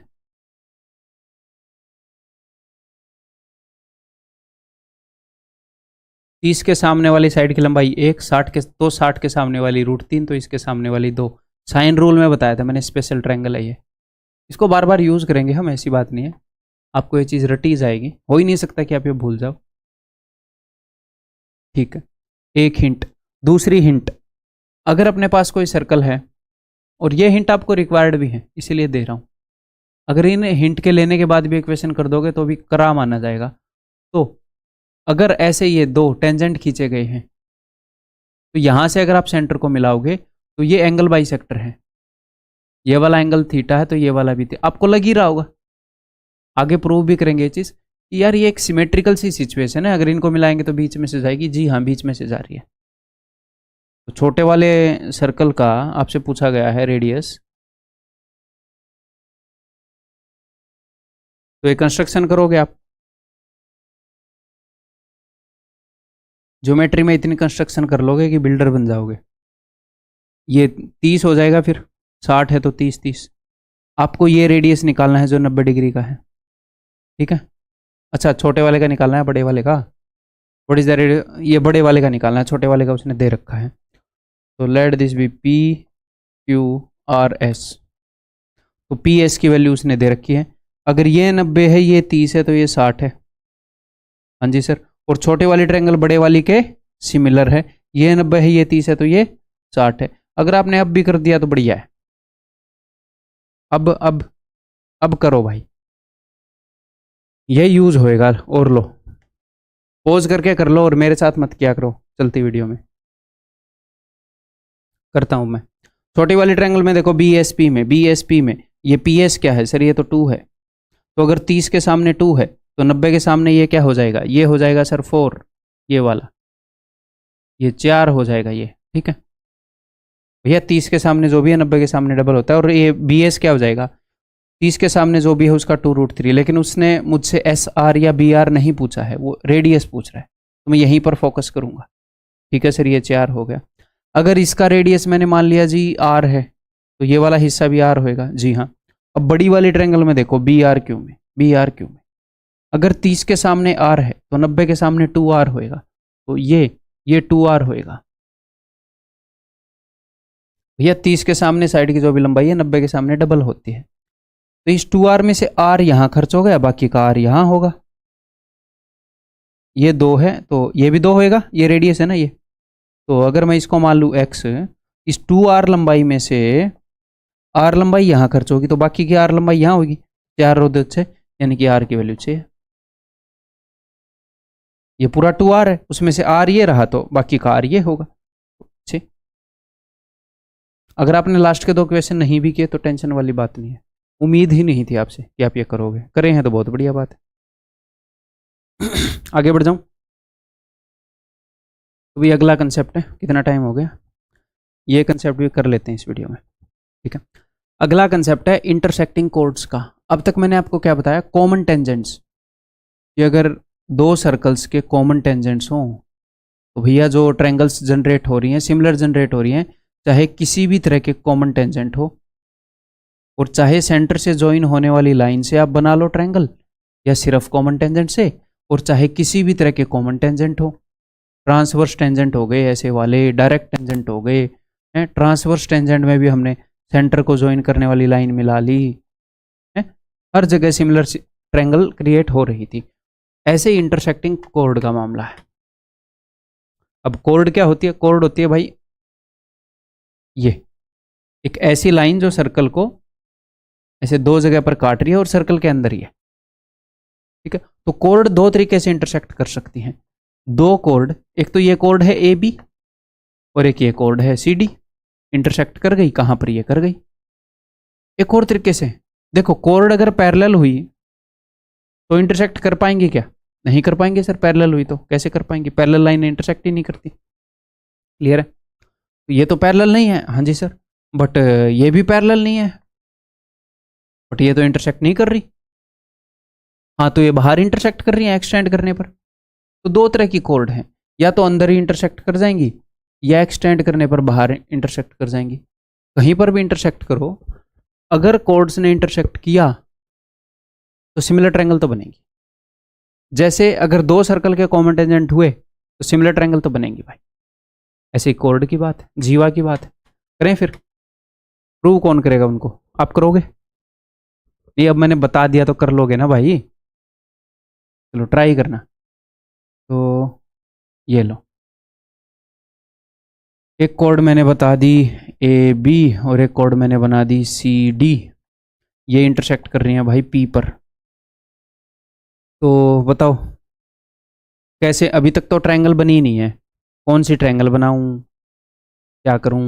पहले आप प्रूव कर लो, फिर मैं सीधा बता दूंगा। देखो, अगर मैं इनको मिला दूंगा तो ये 2 ट्रायंगल बन गई, पी बी सी और पी ए डी, ये सिमिलर है।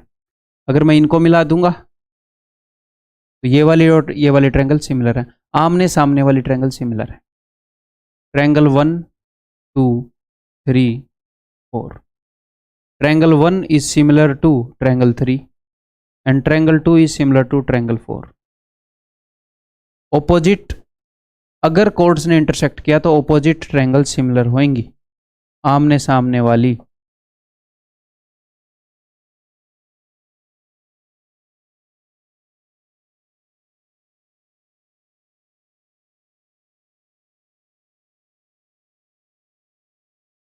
ठीक है, क्यों, वो देखते हैं।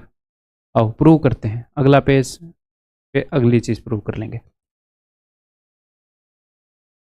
यहाँ पर प्रूव करते हैं भाई, या फिर यहीं पर करवा दूँ, यहीं पर कर लेते हैं। देखो यहाँ पर एक रूल बता देता हूँ। किसी भी सर्कल के अंदर अगर मेरे पास कोई कोड है तो वो अगर यहाँ पर वो कोड एक तरफ आप उससे कोई भी एंगल बनवाओगे, आगे हम ये चीज़ जो है आगे सीखेंगे सर्कल में, यहाँ पर बता देता हूँ, वो एंगल सेम ही बनेगा। एक कोड सर्कल के एक तरफ सरकमफ्रेंस पर कोई भी एंगल बनाएगी तो वो सारे सेम साइज के होंगे।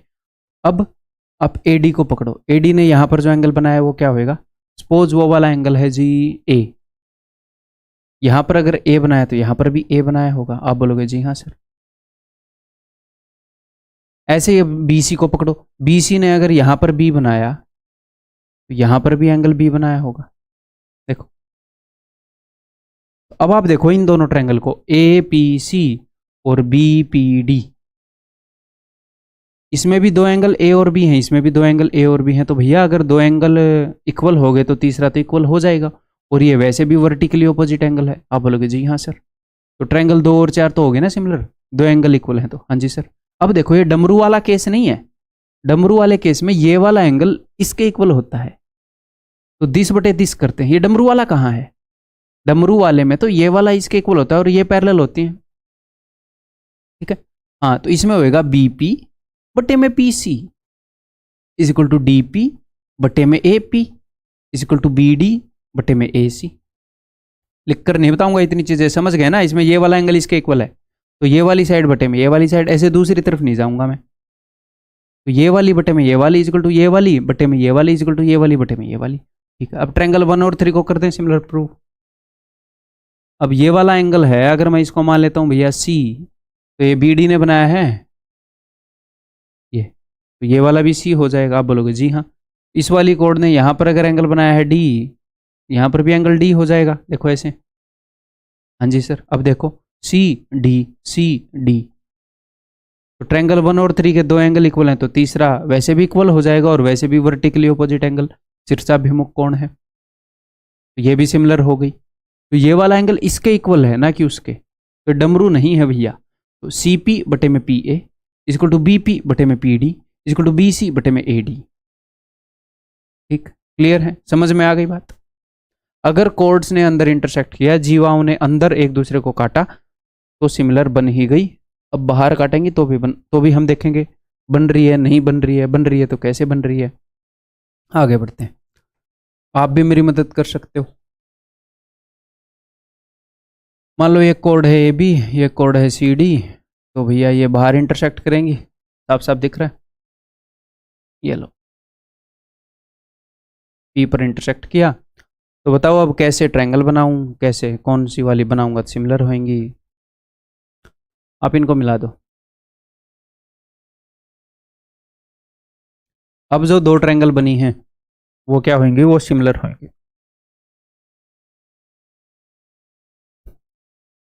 कैसे सिमिलर होंगी आपको एक रूल बता देता हूं सर्कल का, उसके बाद प्रूव करना।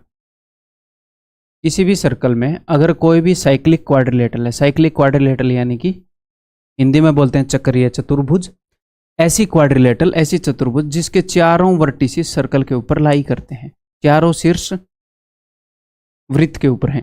अगर उसकी एक साइड को एक्सटेंड करूंगा तो उसका जो एक्सटीरियर एंगल है, जैसे ट्रायंगल में एक्सटीरियर एंगल ऑपोजिट दो एंगल के सम के बराबर होता है, इसमें एक्सटीरियर एंगल इसके इंटीरियर ऑपोजिट एंगल के बराबर होता है। यानी कि अगर ये पूरा थीटा है तो ये भी थीटा होगा।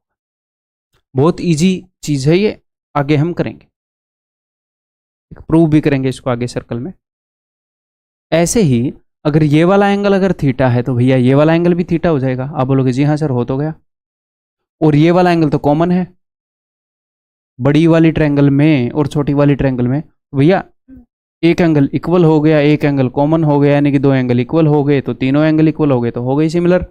और ये ट्विस्टेड ट्रायंगल का केस है, ये थीटा है तो ये थीटा है, ट्विस्टेड ट्रायंगल ध्यान है ना। देखो ये अल्फा है तो ये अल्फा है, तो वही चीज है, ट्विस्टेड ट्रायंगल बन गई। वो सारी अंडरस्टैंडिंग लगा देना यहाँ पर। तो इसका मतलब क्या है, ट्विस्टेड ट्रायंगल में पी डी बटे में इसके बटे में ये वाली साइड आती है, समझ रहे हो ना, कि पी डी बटे में P A is equal to P B ये वाली बटे में उधर वाली पी सी, बड़ी वाले ट्रायंगल की वो वाली, इज इक्वल टू छोटे वाले ट्रायंगल की बी डी बटे में सी ए या ए सी, कुछ भी कर दो। मैं कोरस्पॉन्डिंग चीज़ें नहीं लिख रहा फिलहाल, जस्ट अंडरस्टैंडिंग दे रहा हूँ। ठीक है, कोरस्पॉन्डिंग लिखनी है तो यू विल राइट कि P B D is similar to दो डंडी वाला थीटा और खाली, दो डंडी वाला थीटा और खाली पी सी डी। वैसे भी यहाँ पर ऐसे आए हैं तो ट्विस्टेड है, यहाँ पर ऐसे आएंगे। ठीक है भाई, क्लियर है, बात समझ में आ गई। कोड चाहे अंदर इंटरसेक्ट कर लो या बाहर इंटरसेक्ट कर लो, सिमिलर ट्रायंगल तो बनेगी। तो आगे से अगर ऐसी सिचुएशन मिल जाए तो क्या प्रूव करोगे? नहीं करेंगे यार, हमें पता है। बताओ। The diagonals of a cyclic quadrilateral A B C D intersect at P. एक साइक्लिक क्वाड्रिलेटरल है, साइक्लिक यानी कि वो एक सर्कल के अंदर है,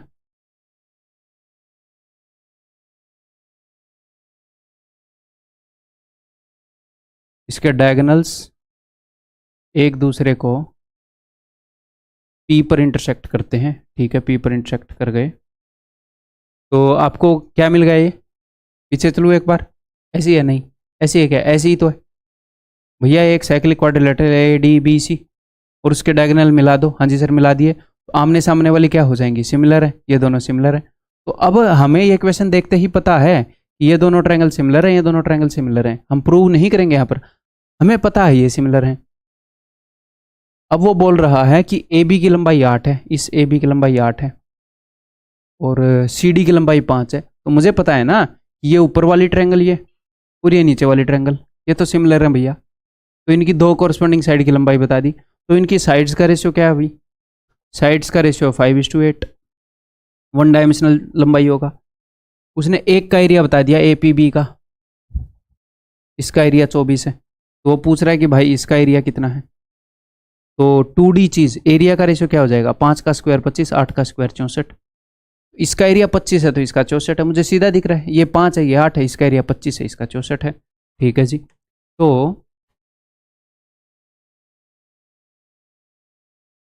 अगर इस 64 की जगह 24 है तो वो पूछ रहा है 25 की जगह क्या होगा? कोई दिक्कत नहीं, 64 की जगह 24 है तो 1 यूनिट की वैल्यू हो जाएगी 24/64, 25 यूनिट की वैल्यू हो जाएगी ये। That's our answer.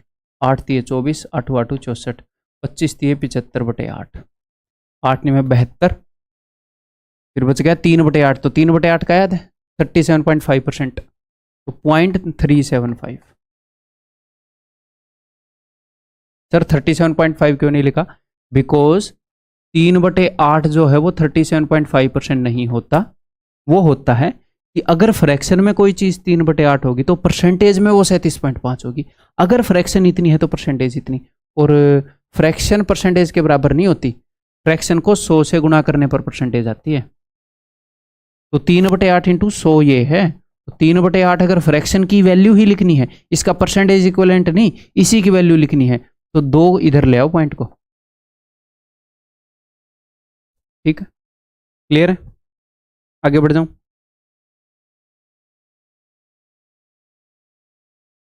In the adjoining figure point A B C and D lie on the circle. ठीक है भैया, ये पॉइंट जो हैं ये सर्कल पर लाई करते हैं, सर्कल पर लेटे हैं ये, इनको और कोई काम है नहीं। ठीक है,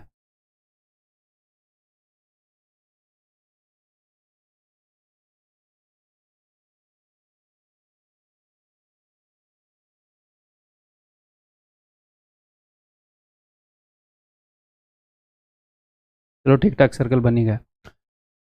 ए डी इज इक्वल टू 24। अगर ये सर्कल पर है तो आपको सीधा पता है कि भैया अगर आप बी डी को मिला दोगे, आमने सामने वाली ट्रायंगल सिमिलर, आमने सामने वाली ट्रायंगल सिमिलर, है ना। इसके लिए हमें ये नहीं है कि इसी कंसेप्ट पर, जैसे ही आप ऐसा क्वेश्चन देखोगे इसी कंसेप्ट पर क्वेश्चन आएगा, बट धीरे धीरे क्वेश्चन बताने लगा कि मैं इस टाइप का हूं, तो हमें ये चीज़ प्रूव नहीं करनी। तीनों आमने सामने वाले ट्रायंगल सिमिलर होती हैं। A D is 24, A D की लंबाई 24 है ये। ठीक है भाई, B C is 12, B C 12 है, तो ये दोनों ट्रायंगल सिमिलर हैं और इनकी कोरस्पॉन्डिंग साइड का रेशियो है 1:2। ठीक है, अगर साइड्स का रेशियो 1:2 है तो वो बोल रहा है एरिया का रेशियो बता दो, सी बी ई और ए डी ई। तो अगर साइड का रेशियो 1:2 है तो उसका स्क्वायर कर दो, एरिया का रेशियो 1:4। हम डायरेक्टली उत्तर कर देंगे, है ना, क्लियर है? आगे बढ़ जाऊं, बताओ बताओ। Triangle P Q R is inscribed in a circle. ठीक है भैया, ट्रायंगल पी क्यू आर एक सर्कल में इंस्क्राइब्ड है। कितना टाइम हो गए? चलो 1:10 टाइम हुआ, हम ये कर लेते हैं लेक्चर में।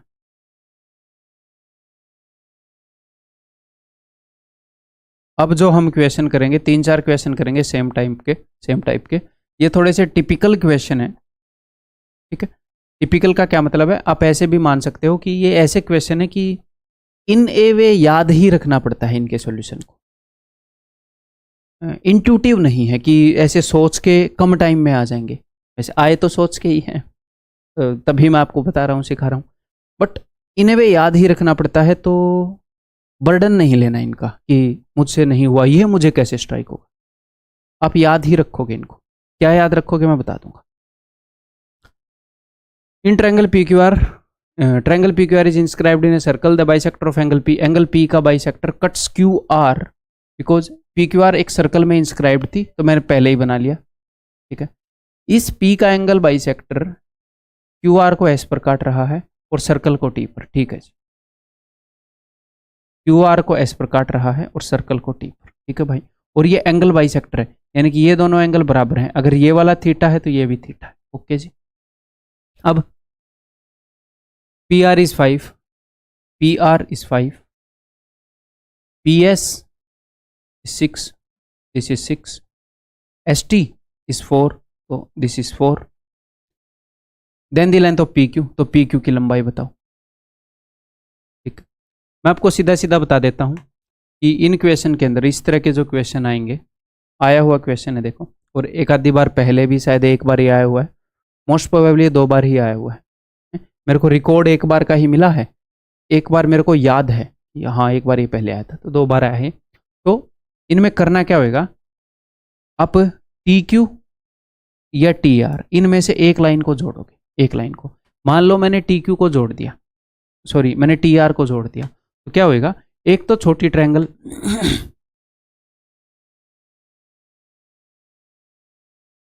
और एक ये बड़ी ट्रायंगल, ये सिमिलर होंगी।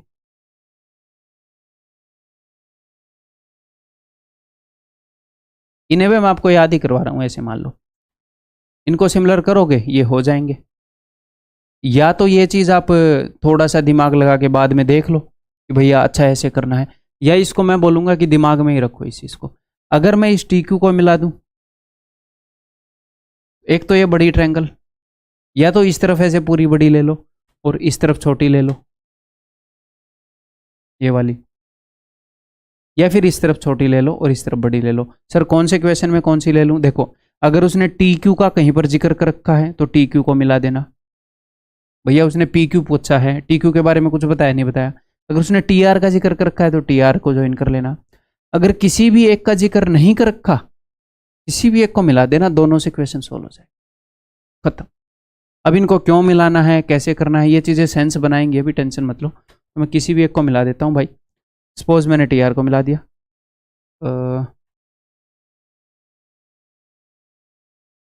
सपोज मैंने टी आर को मिला दिया, किसी को भी मिला दोगे ना काम चल जाएगा। तो सर क्या होएगा, मैं इस पी क्यू एस और पी टी आर ये सिमिलर बनेंगी, कैसे सर? देखो पी आर को देखो, पी आर ने यहाँ पर जो एंगल बनाया है अल्फा, तो इसी पी आर ने सरकमफ्रेंस पर एंगल बनाया, तो ये भी अल्फा ही बनेगा। पी आर ने यहाँ पर जो एंगल बनाया यहाँ पर भी वही बनेगा, ठीक है सर। तो इस छोटी वाली ट्रायंगल में पी क्यू एस में 2 एंगल बने हैं, थीटा अल्फा, एक तीसरे वाला है। अगर 2 बराबर हो गए तो तीसरा बराबर हो जाएगा, इसमें भी थीटा अल्फा और एक तीसरे वाला है, तो this will be similar to theta alpha, तीसरे वाला क्या था, थीटा अल्फा तीसरे वाला पी टी आर, ऐसे लिख लेना। अब क्या करो सर, अब इसके बाद इनकी कोरस्पॉन्डिंग साइड के रेशियो को इक्वल कर दो, क्वेश्चन हो जाएगा डन, कभी रुकेगा ही नहीं है क्वेश्चन, ठीक है। जो जिस भी तरीके से मैं आपको सिलेबस करवाऊंगा ना, तो टिपिकल क्वेश्चन बहुत कम मिलेंगे। टिपिकल क्वेश्चन बहुत कम क्यों मिलेंगे? क्योंकि अगर यूनिवर्सल मेथड बनाए जाएं, बहुत ही अच्छी अंडरस्टैंडिंग बनाए जाएं, तो मैक्सिमम क्वेश्चन को हम कैटेगरीज में डाल सकते हैं, ये इस कैटेगरी में, ये इस कैटेगरी में। अगर हम अननेसेसरी चीज़ें ना रटें तो हम डाल सकते हैं। तो बहुत ही रेयर क्वेश्चन होते हैं जो ऐसे बोले जा सकते हैं कि इस टाइप के स्पेसिफिक क्वेश्चन का ध्यान रखना, अदरवाइज सारे अंडरस्टैंडिंग में ही आ जाते हैं कि भाई कोड की वो हो गई ऐसे। ठीक, तो ये टिपिकल क्वेश्चन लेकिन मिलेंगे यार, कई एग्जामिनर दे रहा है तो ठीक करें इसको। अब पहले खुद ट्राई कर लो और फिर ऐसे 3-4 क्वेश्चन करवाऊंगा तो याद हो जाएगा अपने आप। तो देखो भाई, पी क्यू बटे में पी टी मैंने निकालना क्या है, पी क्यू एक तो मैं इस चीज़ का ध्यान रखूंगा, पी क्यू यहाँ पर मैं मिस नहीं होने दूंगा। पी क्यू बटे में पी टी है क्या, पी टी 6 और 4 10 इक्वल टू क्या, क्यू एस गिवन है, क्यू एस गिवन तो है नहीं। और देखो क्यू एस में यहाँ पर देखो टी आर भी शायद गिवन ना हो, टी आर गिवन नहीं है तो मैं इनको क्यों लूँ यार, क्यों एंटरटेन करूँ। पी एस जो कि है 6 बटे में पी आर, पी आर वो रही 5। तो ये देखो ये 5 का डबल है, हाँ जी सर, तो ये 6 का डबल होएगा, सिंपल 12, कुछ करना ही नहीं है। आप भी चाहते हो ऐसे क्वेश्चन की बेइज्जती कर दो एक बार करके उसको तुरंत ऐसे ही एक स्टेप में, तो आपको ये मौका दिया जाएगा, ये लो।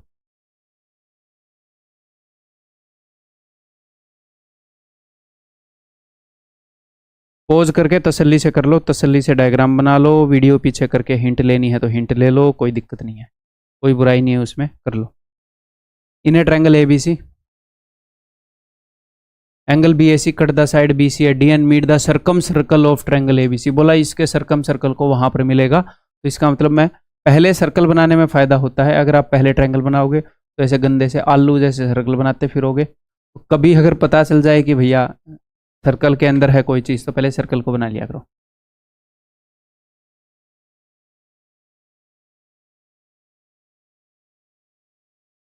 ठीक है भाई, ये लो, A B C angle bisector of B A C cuts B C at D and circle को at E.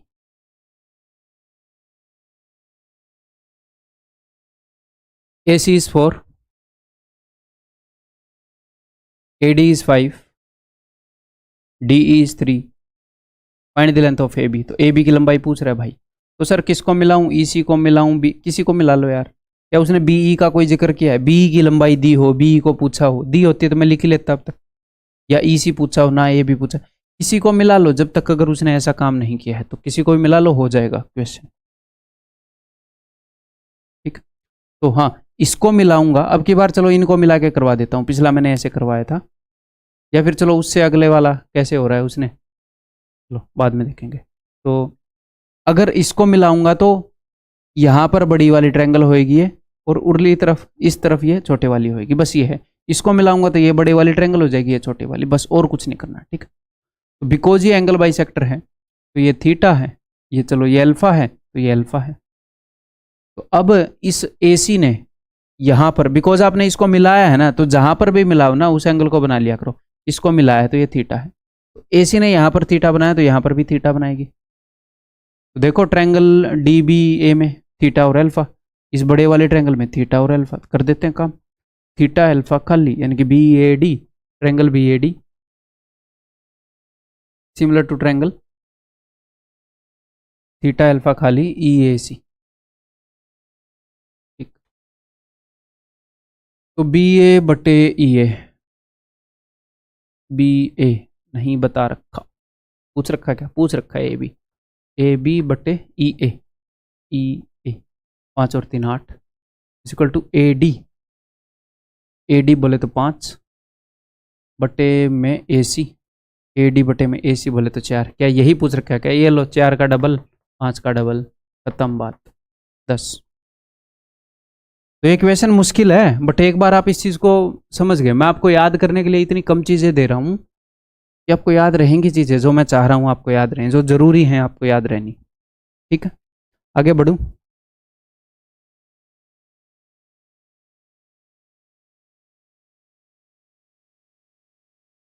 In triangle A B C angle bisector of angle A intersect B C at D and in intersect circumcircle of triangle. तो triangle का सरकम circle बोला है भाई ने तो भैया बना लेते हैं।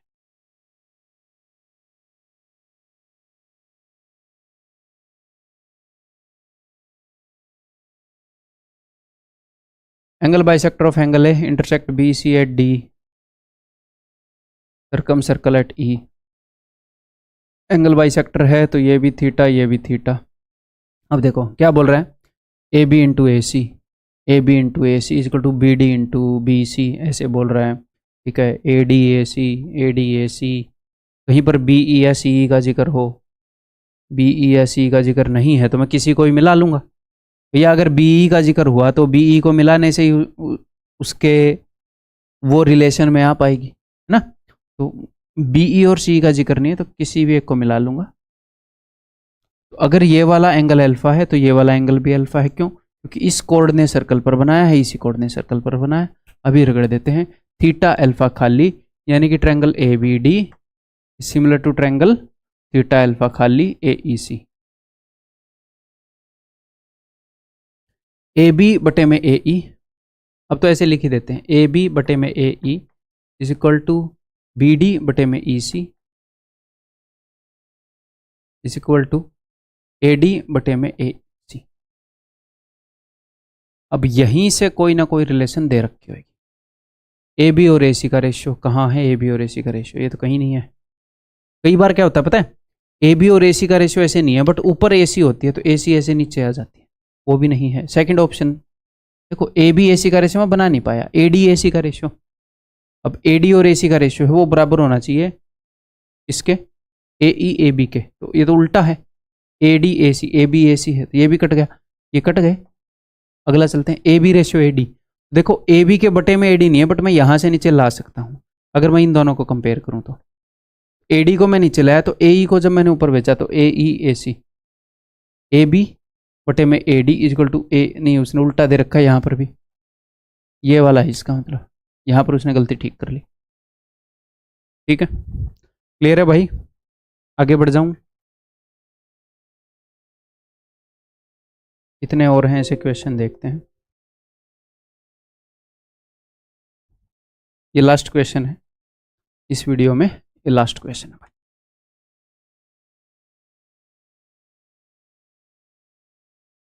खुद कर सकते हो आप।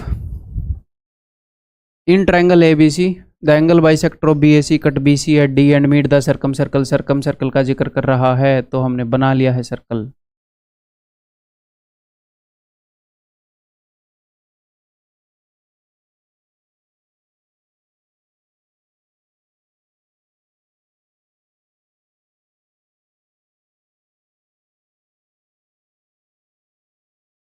वो बोल रहा है ए बी और ए डी। सर अब हम क्या करेंगे, बी ई और ई सी का जिक्र तो कहीं नहीं है तो चलो अब की बार मैं ये कर लेता हूँ, एंड ए ई ए सी पूछा है फिर ए ई ए सी। अब की बार ये वाला मिला के बता दूँ आपको, ये लो दोनों से हो सकता है, ये वाला मिला के बता देता हूँ। अगर मैंने ये वाला मिला है तो मैं क्या करूँगा, ये वाला एंगल अल्फा है तो ये वाला एंगल अल्फा है क्योंकि कोड ए बी ने बनाया है। ठीक कर देते हैं। अब देखो थीटा अल्फा खाली यानी कि A C D is similar to theta alpha खाली A E B. Corresponding angles देख रहा हूँ मैं ऐसे। ठीक है, तो ए सी बटे में ए ई, यही पूछा है क्या उसने? हाँ यही पूछा है, वाओ।